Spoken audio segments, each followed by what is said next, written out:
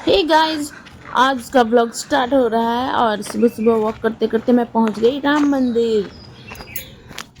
सुबह सुबह वॉक करते करते और कहाँ भोरे पहुँचे? भोरे यहाँ का व्यू कुछ इस तरह से होता है, इतना सुंदर दिख रहा है।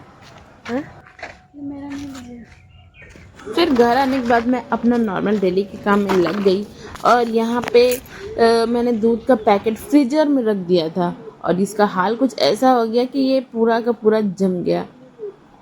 ये पैकेट का दूध मैंने इसलिए मंगवाया था क्योंकि बच्चों ने बहुत दिन से जिद कर रखा है कि आइसक्रीम बना दो, तो आइसक्रीम बनाने से पहले ये पैकेट में ही जम गया और आइसक्रीम बन गया, कितना हार्ड।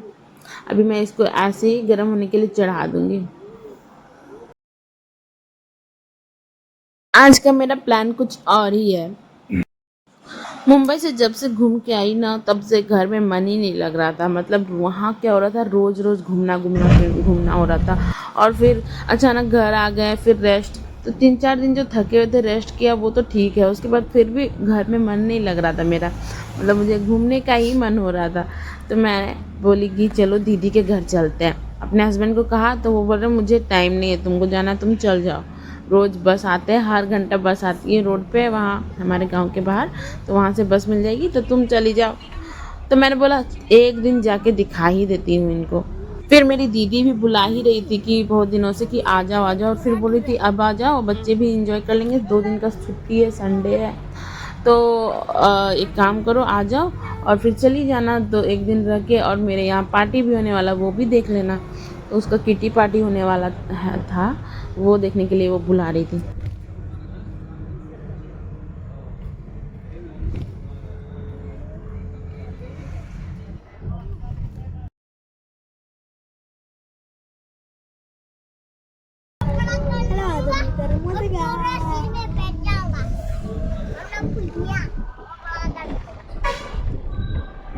और मौसी घर में कल पार्टी है।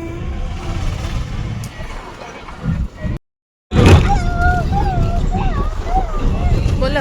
बस में ना पीछे की सीट्स पूरी खाली ही थी और 4 बजे के टाइम हम लोग बस में बैठे थे, तो पीछे की सीट पूरी खाली थी। उस रोड में लग रहा है कि ज़्यादा इस टाइम लोग नहीं जाते होंगे। बच्चे ना अलग अलग सीट में बैठ के इस तरह से मस्ती कर रहे थे और मैं बस वेट कर रही थी कि कितना देर में आएगा, क्योंकि हम लोग कार से जाते हैं तो तुरंत पहुंच जाते हैं। अब यहाँ पे बस टाइम लगे जा रहा है लगे जा रहा है, आधा घंटा 1 घंटा हो गया। और यहाँ मेरा बेटा ये छोटा वाला बदमाशी कर रहा है, सोने का एक्टिंग कर रहा है। देखो किस तरह से क्यूट सा लग रहा है मेरा बेटा।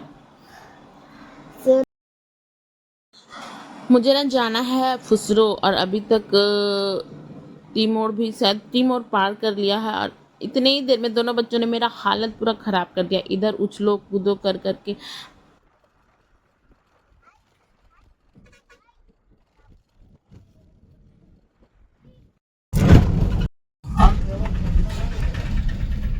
ये मेरा छोटा बेटा जितना देखने में मासूम है ना, उसकी हरकतें और बदमाशियाँ उतनी ही बड़ी बड़ी है, बदमाश है। और बहुत देर बदमाशी करते करते आखिर मेरे दोनों बच्चे थक गए और थक के सो गए। एक उधर वाला सीट में सो गया और एक मैं इधर में सुला ली अपनी गोदी में। ये इसको इसलिए सुलाना पड़ा क्योंकि गिर जा रहा था बार बार सीट से, इसलिए इसको पकड़ के रख रही थी मैं। और आखिरकार थोड़ी देर मिली शांति मुझे, और अभी तक मैं बस ये देख के पता चल रहा होगा कि मैं कहाँ पहुँच गई। और डीवीसी चंद्रपुरा उसी के सामने बस पहुँची थी अभी तक। अभी भी सफ़र और लंबा है। अभी तक मैं चंदपुरा पहुंची हूँ और अभी सफ़र और लंबा है, फुसरो जाना है मुझे। अभी ऐसे हम लोग अपना गाड़ी से जाते हैं तो 1 घंटा में पहुंच जाते हैं, बट अब इसमें कितना टाइम लग रहा है। मैं तो बस वेट कर रही थी कि इतना टाइम क्यों लग रहा है। और यहाँ पे ये सब देख के पता ही चल रहा होगा कि अभी चंदपुरा ही पहुँचे हैं। फिर क्या था, हम थोड़ी सी शांति मिली क्योंकि दोनों बच्चे सो गए थे। तो मुझे क्या पता था कि ये तूफान से पहले की शांति है, क्योंकि असली तूफान तो अभी आने वाला है। क्योंकि पहले मैं कभी बाहर निकली नहीं अकेले, क्योंकि मार्केट जाना रहे या फिर मम्मी पापा के यहाँ जाना रहे, और तो मुझे कहीं जाना नहीं रहता है। ये सब मेरे मम्मी पापा भी कभी कभी आ जाते हैं हमको लेने के लिए, या फिर मेरे हस्बैंड ही हमको इधर उधर लेके जाते हैं मार्केट या फिर मेरे मायके। तो अभी क्या था कि मैं ये प्रूव करना चाहती थी कि मैं अकेले जा सकती थी, इसलिए मैं अकेले निकली हूँ। और दीदी के घर बस वाला ना हम लोग को उतार दिया पहले ही।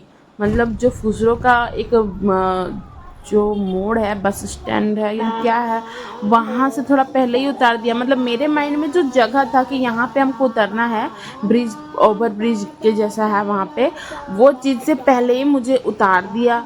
अब बोल रहा है यही है बस स्टेशन।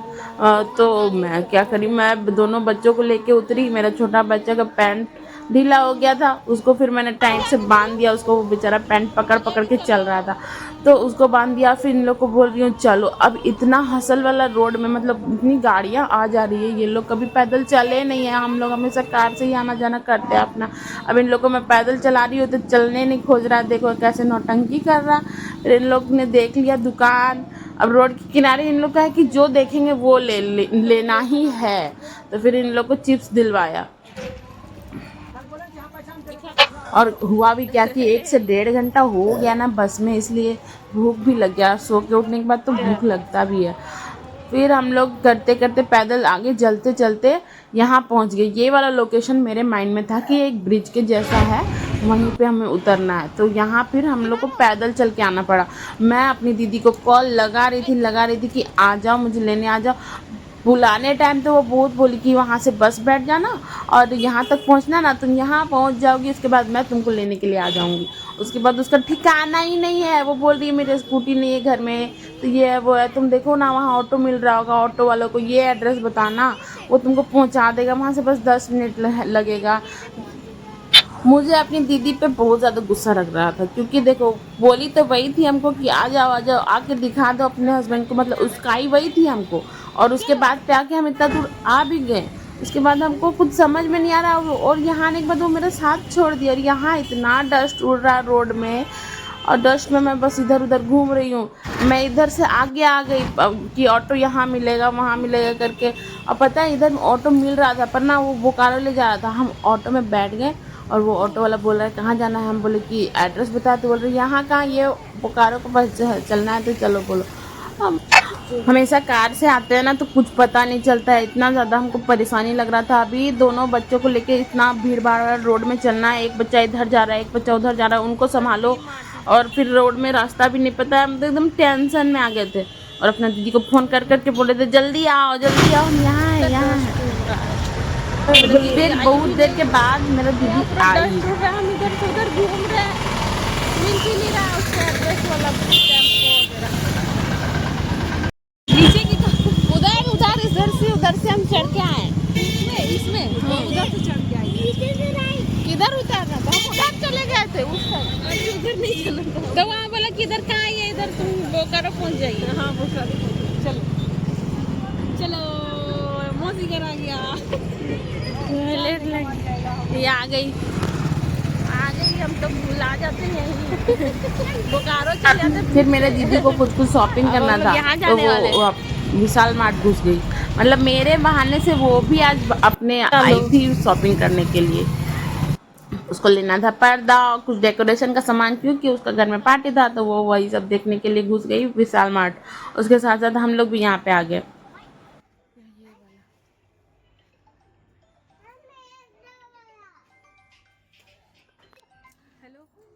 उसके बाद जीजा जी का कॉल आ गया, जिसको दीदी अपना पल पल का अपडेट देती रहती है मिनट मिनट में। पर्दा लेना है, ये ठीक लग रहा है और ये भी ठीक लग रहा है मुझे। तो आर्यन को घर पे छोड़ देगी, को डांस क्लास छोड़ देगी, किरण चल जाते हैं बोकारो। हम बोले कि तू वहाँ से उतर के और उधर ऑटो वाला से थोड़ा ब्रिज से चढ़ेगी, तो बोकारो वाला ब्रिज वाला सामने चढ़ गए। हाँ उधर बोल रहा है इधर कहाँ आ गए, मतलब मेरी बोकारो चल जाए। गड़बड़ा गई थी, फिर हम आए।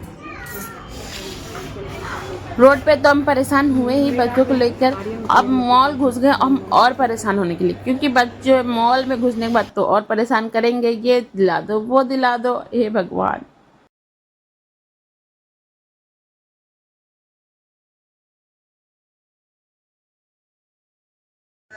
अच्छा कर रहा है सब दिखता है। हाँ तो क्या शो के लिए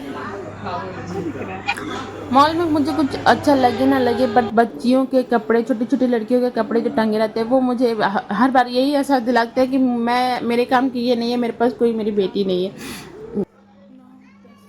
विशाल मेगा मार्ट से जैसे ही बाहर निकली तो देखा पूरा का पूरा अंधेरा हो गया। वहां से फिर ऑटो पकड़ा, दीदी वापस हमने ले जा रही थी, पर मुझे क्या पता था ये हमें वापस घर नहीं ले जा रही है, ये हमें ले जा रही थी। अभी इसने अपनी बेटी को डांस क्लास में छोड़ा था, वहां लेके जा रही थी।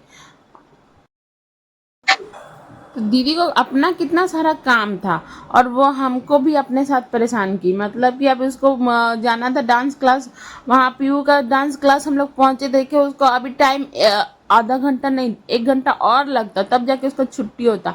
और जैसे यहाँ पे हम लोग एंटर किए ना, मेरे बच्चे लोग और हमको परेशान करने लगे। मतलब वहाँ पे ये सामान छो वो सामान छो कर रहे थे। मैं बोली कि तुम हमको ऑटो बैठा दो, हम चल जाएंगे तुम्हारा क्वार्टर। बस रात को हम निकल गए उस अपना ये पे कि हम यहाँ कितना परेशान हुए। उसके बाद हम यही वाला बेवकूफ़ी कर लिया, अंधेरा में हम इतना परेशान हुए हैं। वो वाला ऑटो में जैसे हमको बैठाई, ऑटो वाला हम लोग को उतार दिया, बोला कि एक ही जन जा रहे हैं। उसको लगा कि हम लोग दोनों जाएंगे, मेरी दीदी और वो। बोला नहीं नहीं नहीं, एक जन जाइएगा तो मेरा फायदा नहीं है, और उतार दिया। उसके बाद हम लोग रोड में खड़े हो गए। मैं इतना रात ज़्यादा नहीं हुई थी, फिर भी 2 बच्चों को लेके मैं रोड पे खड़ी थी। फिर बहुत जद्दोजहद करने के बाद फिर ऑटो मिला, फिर ढूंढते ढूंढते हम यहाँ पहुँचे। कितना परेशानी से हम यहाँ पहुँचे ना, हम ही जानते हैं। अरे भाई, हमको डिपेंडेंट ही रहते ना हम किसी पे, वही ठीक रहता है। इंडिपेंडेंट होने के चक्कर में आज हम जो झेलाए है ना, वो हम ही जान रहे हैं। इसलिए अब करते करते 8 बजे रात को दीदी का क्वार्टर पहुंच गए। बहुत झेलाए भाई, अब से हम अकेले नहीं आएंगे। और एक चीज़ मैं बोलना चाहूँगी कि लोग बोलते हैं लड़कियों का अपना घर नहीं होता, लेकिन देखो मेहनत करने से सब हो जाता है। और मेरी दीदी का ये घर जो है उसके नाम पे, इसके बाहर देखो इतना बड़ा बड़ा उसका नाम लिखा हुआ है। हम लोग सरस्वती कुमारी का घर, इधर देख लो, आ गए। ढूंढते ढूंढते भुला गए थे, लड़की हम लोग को छोड़ दी, अपना बहन को छोड़ दी अंधेरा रास्ता में 2 बच्चे लेके। अभी देख